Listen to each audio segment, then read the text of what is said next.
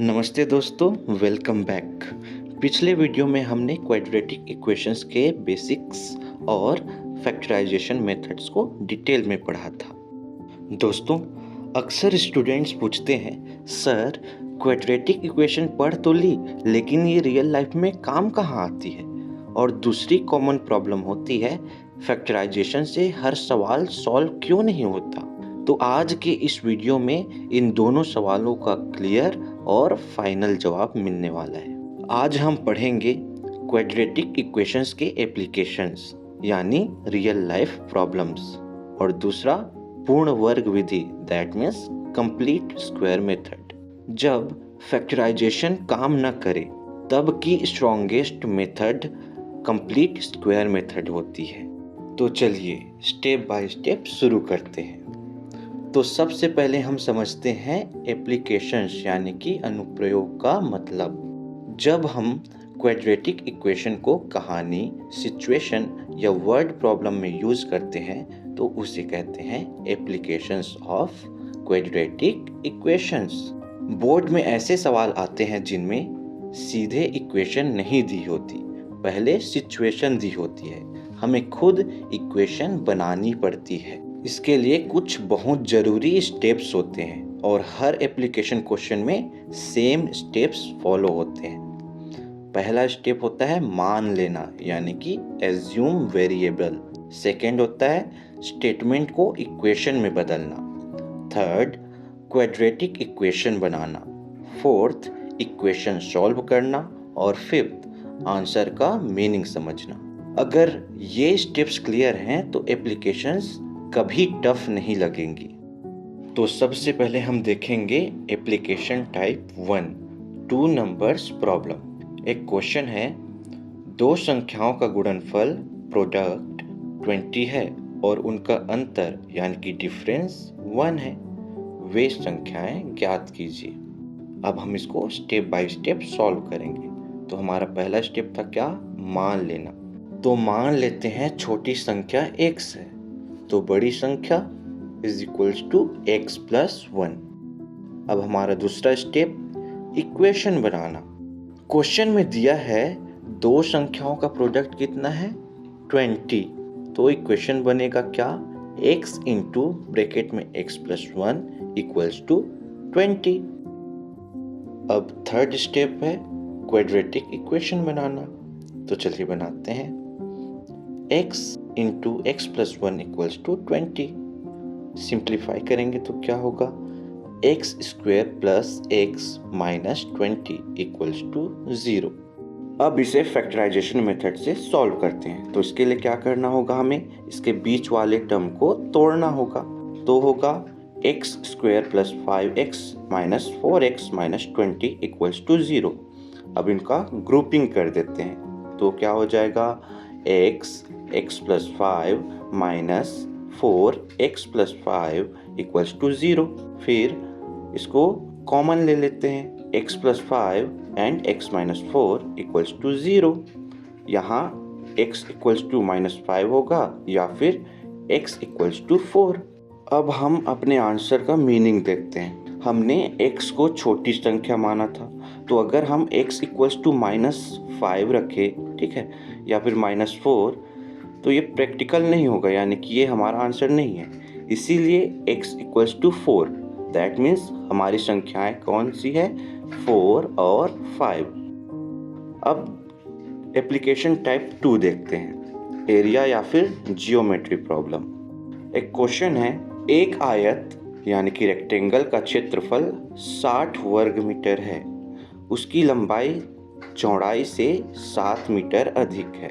आयत के आयाम ज्ञात कीजिए। आयाम दैट मीन्स साइड्स, हमें इसमें साइड्स फाइंड करना है। ओके, अब सॉल्व करते हैं। सबसे पहले मान लेते हैं कि क्या? चौड़ाई x है, तो लंबाई क्या होगा? x plus 7। अब फॉर्मूला यूज करते हैं। Area of rectangle equals to length into breadth. So x into x plus 7 equals to 60।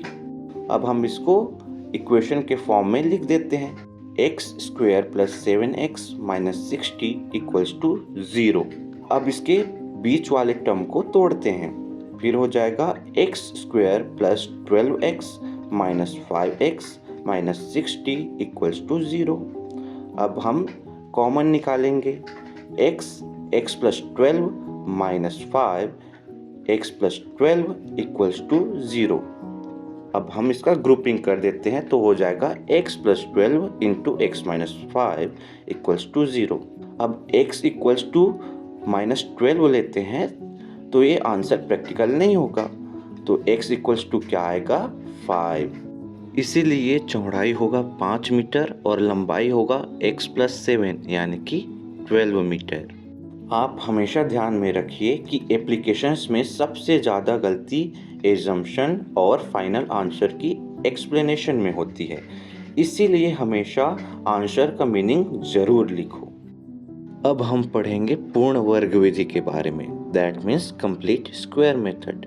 तो सबसे पहले हमें ये जानना है कि हम पूर्ण वर्ग विधि का यूज़ कब करते हैं। अगर फैक्टराइजेशन पॉसिबल ही ना हो तो हम क्या करेंगे, तभी हम यूज़ करते हैं क्या, पूर्ण वर्ग विधि यानी कि कंप्लीट स्क्वायर मेथड। इस मेथड में हम इक्वेशन को एक परफेक्ट स्क्वायर यानी कि पूर्ण वर्ग के रूप में बदल देते हैं, इसीलिए इसे पूर्ण वर्ग विधि कहा जाता है। परफेक्ट स्क्वायर मतलब कि x प्लस ए होल स्क्वायर या x माइनस ए होल स्क्वायर। अब इसके भी कुछ स्टेप बाय स्टेप रूल होते हैं, उसको जान लेते हैं। तो फर्स्ट है इक्वेशन को स्टैंडर्ड फॉर्म में लाना। सेकंड, एक्स स्क्वायर का कोएफिशिएंट 1 बनाना, दैट मीन्स गुणांक। थर्ड, कांस्टेंट टर्म को दूसरी तरफ भेजना। फोर्थ, एक्स के कोएफिशिएंट का आधा लेना। फिफ्थ, उसका स्क्वायर दोनों तरफ जोड़ देना। और सिक्स्थ, लेफ्ट साइड में परफेक्ट स्क्वायर बन जाएगा। 7, स्क्वायर रूट लेना है। और 8, एक्स की वैल्यू निकालना है। अब इसको हम डिटेल में समझेंगे। एक क्वेश्चन है x square plus 6x minus 7 equals to 0। अब इसे हमें पूर्ण वर्ग विधि से सॉल्व करना है। तो फर्स्ट स्टेप क्या था हमारा, कांस्टेंट दूसरी तरफ यानी कि 7 को हम क्या करेंगे, पक्षांतर कर देंगे तो हो जाएगा x square plus 6x equals to 7।